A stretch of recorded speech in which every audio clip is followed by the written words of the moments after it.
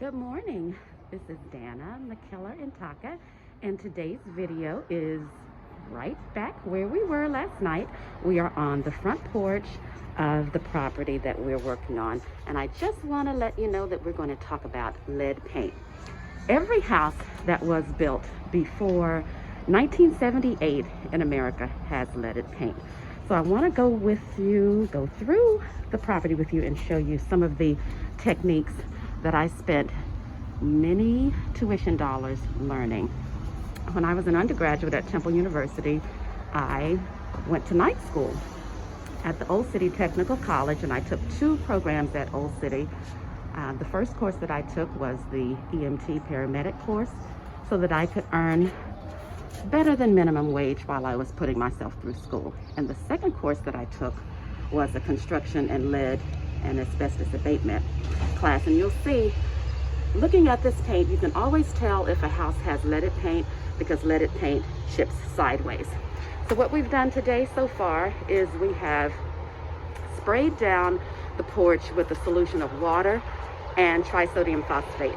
And what trisodium phosphate does is, oh no, look at that yard, it's a mess. We're waiting on the guys to come and mow the lawn.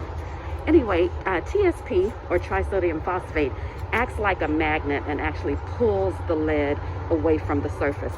So the main technique for abating lead is this. You want to scrape as much as you can, and then you want to seal it.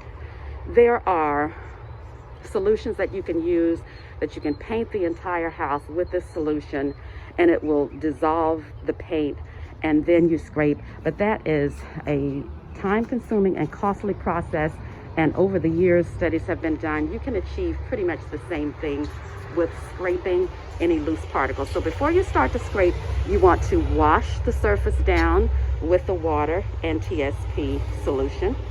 Then you will scrape. While you are scraping, someone else or a machine should be misting the air, because what the water does is the water will act as a weight, and the hydrogen molecules actually are heavier than the lead molecules, and it will weigh it down.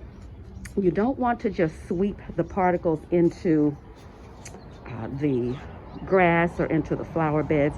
You should have lots of heavy plastic down where you can just roll it up, place it in a biohazard bin, and then either take it to the city's disposal or have a company to come and remove those poisonous particles.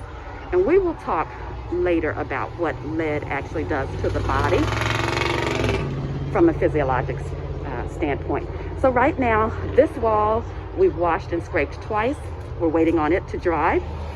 This wall we have scraped and washed 1 time. We'll do it a 2nd time. Once they both dry equally, we'll do it a 3rd time. Once it's dried, then we'll come back with 1 coat of paint to seal in any leaded particles. And even though I go through the same sterile and aseptic techniques that you would use in the operating room, whenever I am done with the property, I always replace the dirt, like right here. Then the flower beds, I always go down 3 feet, placing in new dirt. And anything that I'm going to use for fresh fruit and vegetables, I have in a container there, and we've just brought that outside, but we'll cover that so that it is protected from any flying particles. All right, thanks for following us. It's pretty noisy because, as you can see, at the corner of Palace and Gentry Parkway, it's very busy.